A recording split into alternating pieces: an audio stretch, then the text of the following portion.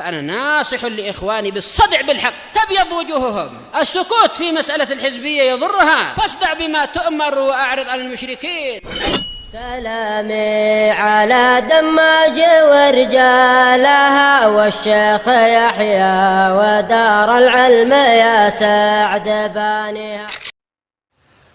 Bismillahirrahmanirrahim. Alhamdulillah hamdan katsiran tayyiban mubarakan fihi kama yuhibbu rabbuna wa yarda. Wa asyhadu an la ilaha illallah wahdahu la syarikalah wa asyhadu anna Muhammadan 'abduhu wa rasuluh. Nabiyullah wa khaliluh sallallahu alaihi wa ala alihi wa sallama tasliman mazida. Amma ba'd. Ikhwani fillah, hafizakumullah jami'an.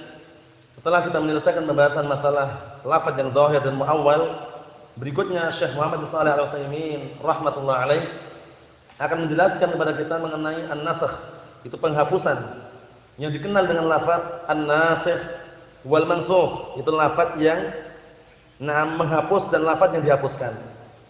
Dan kita barakallahu fikum hafizakumullah ketika menjumpai lafaz seperti ini, wajib kita beramal dengan apa? Lafaz yang baru, dalam artian apa? Penghapusnya itulah yang kita amalkan. Adapun yang dihapus kita tinggalkan. Dan bentuknya modelnya barakallahu fikum, terkadang yang dihapus itu lafaznya, hukumnya masih berlaku. Terkadang yang dihapus hukumnya, lafaznya masih ada. Atau terkadang dua-duanya, lafaz dan hukumnya pun dihapus, seperti itu. Diganti dengan yang baru, itu ada. Nah, tapi jangan sampai kita beranggapan bahwasanya Al-Qur'an berarti enggak ada nilainya, enggak ada maknanya, tidak. Bahkan di balik itu ada hikmah.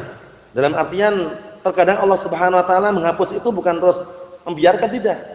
Sehingga Allah taala berfirman apa? Ma nansakh min ayatin aw nunsiha na'ti bi khairin minha aw misliha. Tidaklah aku menghapus sebuah ayat atau aku meninggalkannya, melainkan kami mendatangkan dengan yang lebih bagus dari ayat tersebut atau yang semisalnya. Ini menunjukkan di balik itu ada hikmah penghapusan tersebut, bukan semata-mata dihapus kemudian tidak diganti, tidak. Nah, barakallahu fikum, masalah ayat-ayat apa? Masalah apa? Seperti masalah ayat, nah barakallahu fikum, haramnya khamr. Dulu kan halal khamr itu awal mulanya. Kemudian jadi haram. Kemudian juga ayat masalah, nah barakallahu fikum, ar-radha'ah, sepersusuan. Dulu termasuk ayat dalam Al-Qur'an itu adalah apa? Yang namanya sepersusuan itu dulu 10 kali nyusu. Dikatakan saudara sepersusuan. Nah, setelah itu dihapus dengan apa? Khamsur radha'at, 5 kali susu, 5 kali nyusu sampai kenyang, itu sudah dikatakan saudara persusuan. Itu lafaznya dalam Al-Qur'an enggak ada, hukumnya juga enggak ada. Yang 10 tadi itu. Paham ya? Yang berlaku sama yang berlaku yang 5. Yang 10 sudah dihapuskan dengan apa? Dengan 5 kali. 5 kali nyusu sudah dikatakan saudara sepersusuan atau anak sepersusuan. Paham salah ya? Terkadang yang dihapus itu apa? Barakallahu fikum. Naam. Hukumnya tapi lafaznya masih ada. Seperti ayat masalah apa? Al-Musabarah itu. Nah, ayat Musabarah yang awal mulanya 20 orang itu kalau bersabar itu bisa mengalahkan apa? 200. Paham ya? 200 musuhnya itu. Nah, kemudian ternyata itu Allah Ta'ala melihat ternyata ada keberatan, unsur berat dan lemahnya mereka. Akhirnya ayat tersebut dihapus. Dalam artian dihapus hukumnya. Lafaznya masih ada enggak lafaznya? Masih ada. Diganti dengan apa? Diganti dengan lafaz kalau seandainya 100 orang di antara kalian yang bersabar itu bisa mengalahkan 200 orang. Ini mungkin agak mending ya. Kalau 20 melawan 100 kan kebanyakan, atau melawan 200. Kan terlalu lemah. Nah, barakallahu fikum. Nanti kita akan lewati satu persatu. Yang jelas an-nasikh wal mansukh, apabila datang lafaz an-nasikh dan ada lafaz yang mansukh, mana yang kita amalkan? Nasikhnya. Mansukhnya ditinggalkan. Qala Syekh Muhammad bin Shalih Al-Utsaimin rahimatullah alaih, ta'rifu pengertiannya, an-naskhu lughatan. Nasakh itu secara bahasa adalah al-izalatu, menghilangkan, wa naql, dan memindahkan. Maksudnya menghilangkan apa? Menghilangkan lafaz yang lama diganti dengan lafaz yang baru. Artinya ya? Itu di antaranya kalau lafaznya. Kalau hukum berarti menghilangkan hukum yang lama diganti dengan hukum yang baru. Nah, atau naql, apa naql itu? Memindahkan hukum yang lama dipindah pada hukum yang baru. Itu kalau hukum. Paham ya? Nah, atau kalau lafaz juga tinggal dijabarkan. Paham maksudnya ya? Itu secara bahasa. Nah, secara istilah inilah yang akan kita lebih paham lagi. Wastilahan, adapun secara istilah, an-nasakh itu adalah raf'u hukmi dalilin syar'i aw lafdhihi bidalilin minal kitab wa sunnah. Mengangkat atau menghilangkan hukum dalil syar'i atau lafadznya dengan dalil juga bersumber dari Al-Qur'an dan As-Sunnah. Paham belum itu? Jadi menghilangkan tadi hukum syar'i tadi, paham ya? Dalil yang syar'i dihilangkan hukumnya atau dihilangkan lafadznya, tapi menghilangkannya dengan apa? Dengan dalil Al-Qur'an dan As-Sunnah. Paham sampai situ? Ayo na'am barakallahu fikum. Itu namanya apa? An-nasakh. Jadi hukumnya itu diangkat, dihilangkan itu loh, paham ya?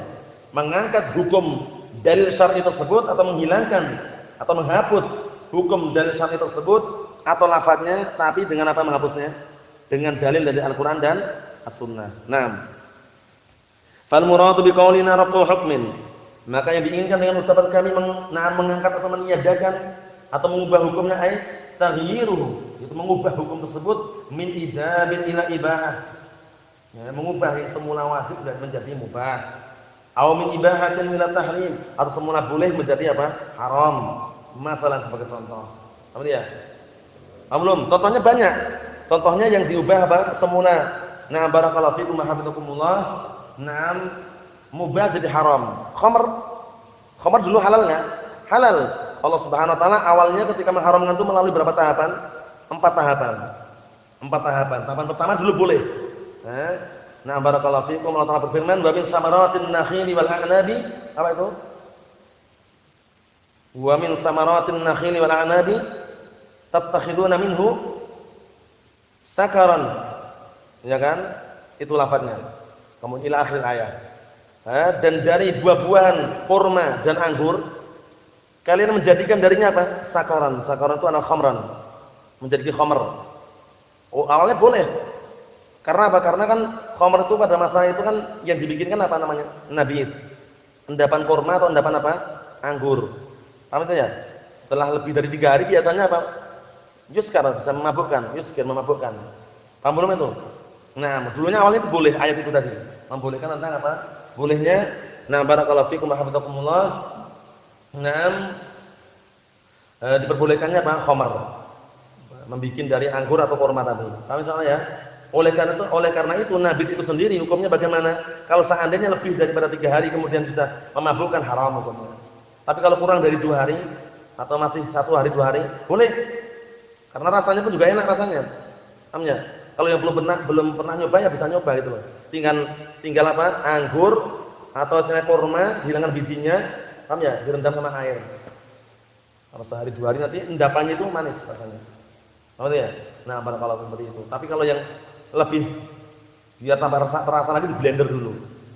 Blender, nah air endapannya itu, saring endapannya itu nanti. Paham ya? Tapi jangan sampai melebihi 3 hari.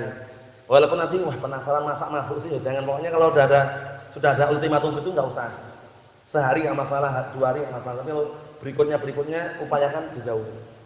Nah, dulu halal dulu, enggak masalah. Itu marhalah yang pertama. Tahapan yang pertama tentang apa? Awal mula dulu adalah apa? Ibahah. Awal mula boleh. Kemudian yang berikutnya, sudah ada kritikan. Yang berikutnya Allah Ta'ala berfirman mengenai khamr tersebut, "Wa yas'alunaka 'anil khamri wal maisir, qul fihima ismun kabiru wa manafi'un nas, wa ismuhuma akbaru min naf'ihima." Itu tahapan yang kedua. Ada kritikan situ. Kritikannya apa? Kritikannya barakallahu fikum hafizakumullah, sudah istilahnya mengarah pada bahwasanya khamr itu jelek. Mereka bertanya kepadamu tentang apa? Tentang minuman keras dan perjudian. Katakanlah bahwasannya minuman keras dan perjudian itu ada dosanya, ada manfaatnya. Paham ya? Qul fihi ismun kabiru wa manafi'un nas. Katakanlah ada dosa besarnya, ada juga manfaatnya bagi manusia. Tapi apa? Apa tadi? Wa ismuhuma akbaru min naf'ihima. Tapi dosanya lebih besar daripada manfaatnya. Nah, dari situ sudah ada gambaran. Oh, berarti kita tinggalkan soalnya dosanya lebih besar daripada manfaatnya. Itu tapi masih halal. Waktu itu masih dibolehkan itu, masih dibolehkan. Nah, kemudian tahapan yang ketiga. Ya, tahapan yang ketiga ini Allah Subhanahu wa taala menyatakan la taqrabus sholata wa antum sukara. Jangan kalian mendekati salat dalam keadaan kalian mabuk. Waktu itu masih diperbolehkan mabuk ketika di luar salat. Jadi kalau di luar salat teler istilahnya itu ya. Mabuk itu enggak masalah, tapi ketika salat jangan.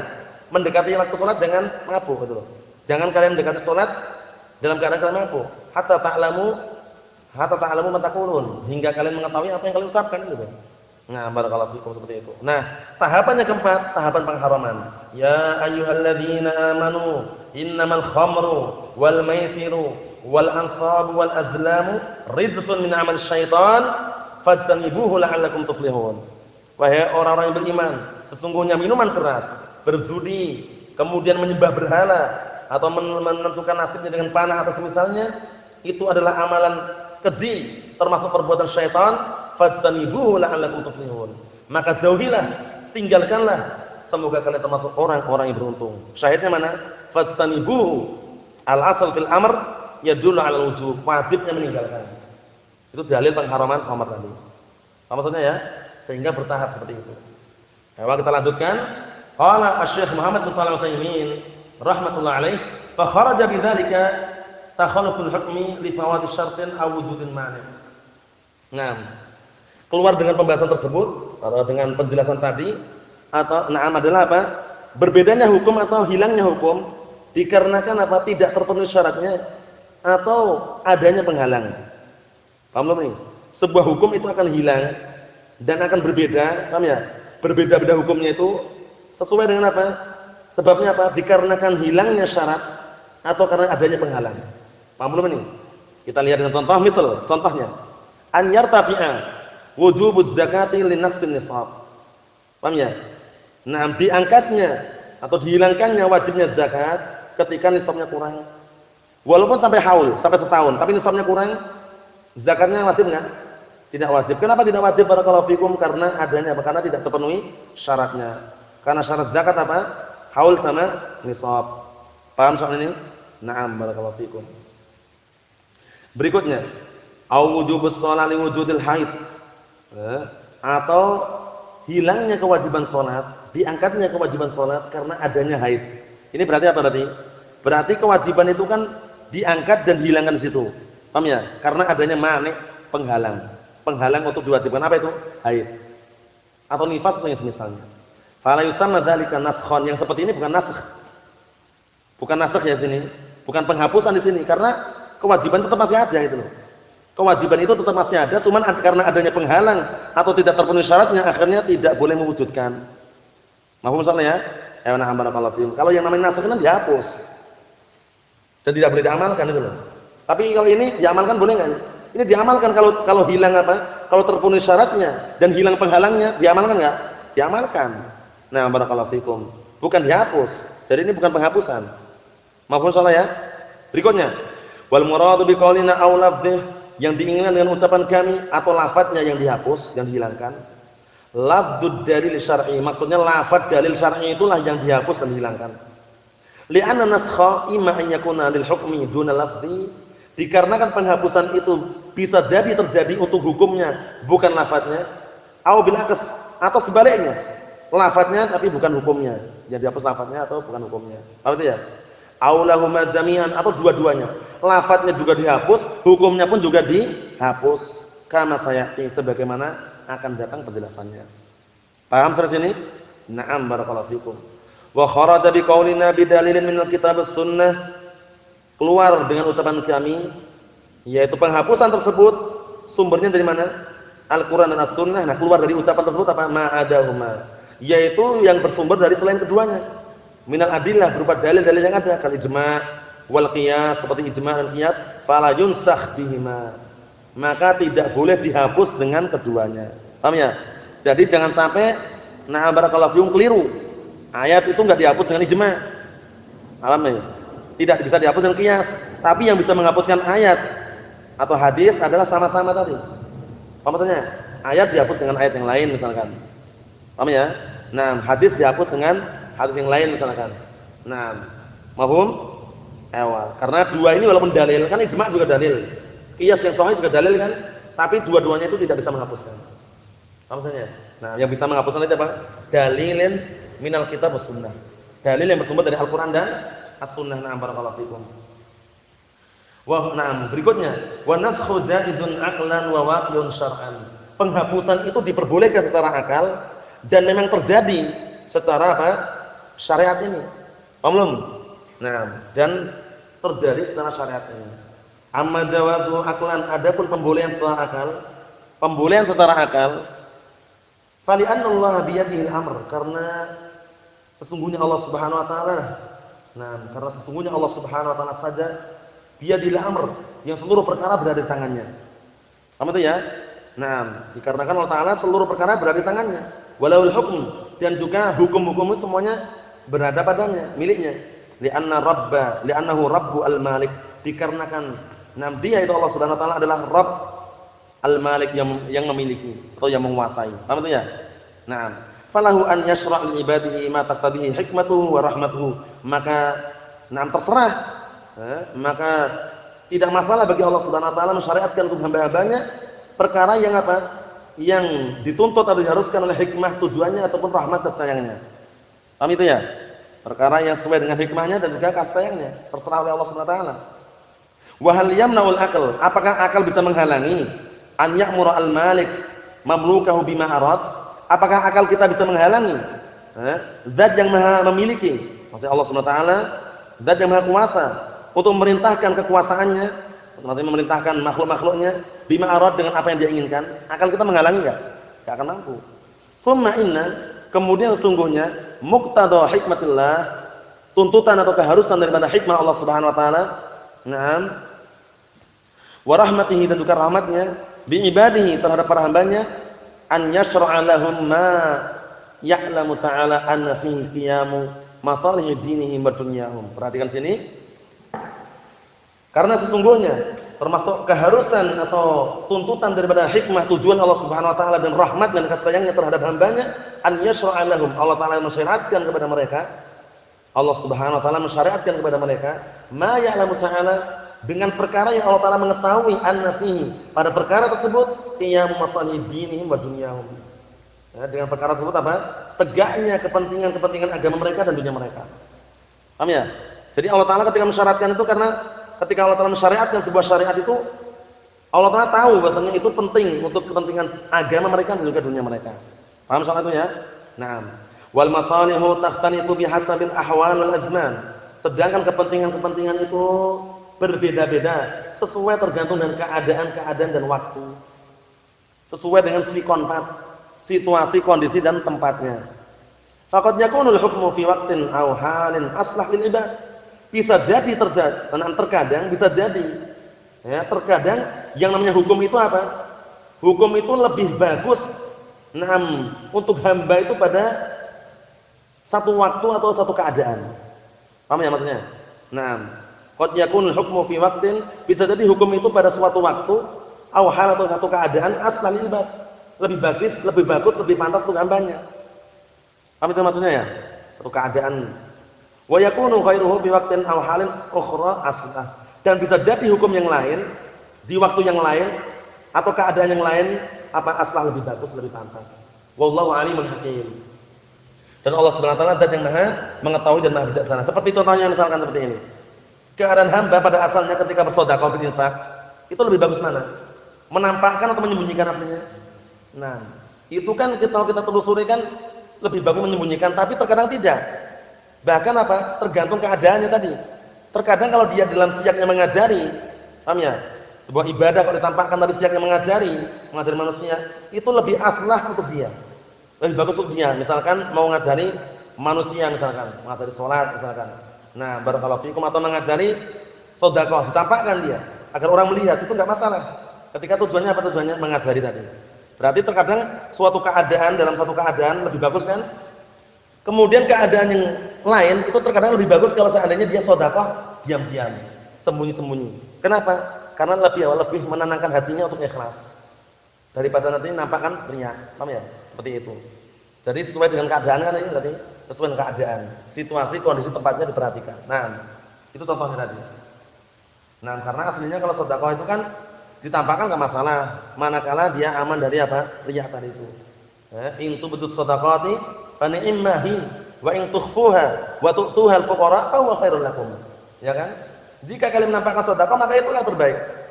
Namun jika kalian menyembunyikan, dalam artian sedekah secara sembunyi-sembunyi, dan kalian berikan langsung kepada fuqara, fa huwa khairul lakum. Maka itulah kebaikan untuk kalian. Paham soalnya ya? Berikutnya. Wa amma wuqu'u syar'an falil adillati minha.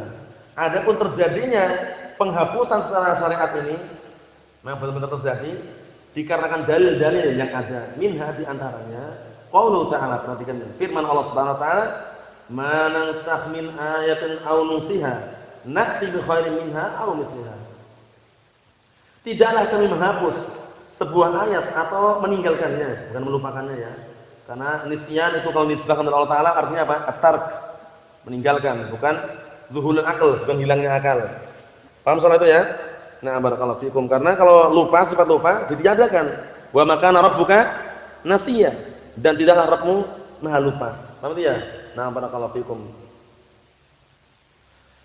Berikutnya, ya, tidaklah kami menghapus sebuah ayat atau meninggalkannya, melainkan na'ti, kami akan mendatangkan bi khairin yang lebih bagus dari ayat tersebut, ayat yang dihapus tersebut, atau misliha, atau yang semisalnya.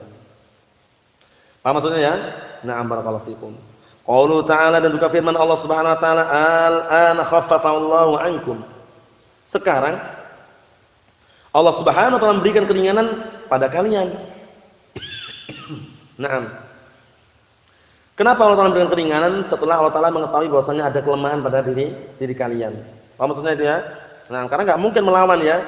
20 yang bersabar itu belum tentu bisa mengalahkan 200, terlalu berat. Nah, akhirnya Allah Taala apa? Hapus hukumnya itu menjadi yang berikutnya. 100 bersabar itu bisa mengalahkan apa? 200. Nah, kalau 1000 bersabar mengalahkan berapa? 1000. 2000. Ya kan? Nah, barakallahu fiik. Biidznillah itu masih biidznillah. Dengan seizin Allah Subhanahu wa taala itu. Nah. Perhatikan di situ. Fal ana bashiruhunna. Itu juga termasuk apa? Termasuk na'am barakallahu fikum hafizakumullah, dalil-dalil masalah penghapusan yang sebelumnya. Paham ya? Na'am barakallahu fikum. Karena semula mungkin apa? Dilarang gitu loh, ada larangan kemudian ada pembolehan. Fal ana bashiruhunna. Fa in hadza nassun fi taghyiril hukm as-sabiq. Ini adalah nas yang menunjukkan apa? Berubahnya hukum yang telah lewat. Jadi hukum yang telah lewat itu diubah dengan hukum setelahnya, itu ada itu dalilnya. Paham ya? Nah, barakallahu fikum. Masalah haid itu kan, kalau orang haid disuruh apa? Suruh menjauhi, dalam artian jangan berhubungan badan, tapi kalau sudah suci, ya kan? Nah, barulah diperbolehkan fal ana bashiruhunna itu. Paham maksudnya ya? Maka sekarang barulah kalian boleh berhubungan badan dengan mereka. Mahfuz soal ini? Bahwasanya hukum yang lalu yang telah lewat itu dihapus, diganti hukum yang baru. Paham ya maksudnya? Nah, qaulu sallallahu alaihi wasallam, dan juga hadis barakallahu fikum yang mengenai penghapusan ini adalah sabda Rasulullah sallallahu alaihi wa ala alihi wasallam. Hadisnya siapa ini? Buraidah. Hadisnya Buraidah radhiyallahu anhu, kuntu nahaitukum an ziyaratil qubur fasuruha. Dulu aku pernah melarang kalian untuk ziarah kubur, sekarang ziarahilah. Sekarang ziarahlah kalian. Ini berarti dalam satu lafaz ada apa? Nasikh dan mansukh. Mana nasikhnya? Mana mansukhnya Al-Fauzan? Mana yang nasikh, mana yang mansukh? Larangan itu yang mansukh. Nasikhnya yang pembolehan. Kuntu nahaitukum an ziyaratil qubur, itu apa namanya? Mansukh. Dimansukh dengan apa? Dimansukh dengan setelahnya. Fazuruha. Sekarang ziarahilah. Jadi ziarah kubur itu boleh. Ziarah kubur itu boleh, tapi upayakan selamat dari ritual-ritual bid'ah dan syirkiyah dan semisalnya. Laki-laki pun boleh, perempuan juga boleh, selama aman dari fitnah. Nah, fa hadza nassun fi naskhil nahyi an ziyaratil qubur. Ini adalah nas, dalil terang-terangan apa? Berkaitan masalah menghapus, dihapuskannya larangan barakallahu fikum untuk ziarah kubur. Dihapuskan kan? Kuntu nahaitukum an ziyaratil qubur fazuruha. Dulu aku melarang kalian untuk ziarah kubur, sekarang ziarahlah. Nah, larangan ini sudah dihapus belum? Dihapus dengan apa? Dengan diperbolehkannya ziarah. Paham? Nah, yang seperti ini perintahnya lil wujub atau lil istihbab atau lil ibahah? Lil ibahah, karena jatuh setelah larangan itu. Ya wa barakallahu fikum ya wa. Fal ana bashiruhunna juga itu istihbab juga. Karena jatuh setelah lil ibahah juga, karena jatuh setelah larangan kan. Nah, barakallahu fikum, larangan untuk mendekati wanita-wanita yang haid. Paham soal ini ya? Ya wa barakallahu fikum.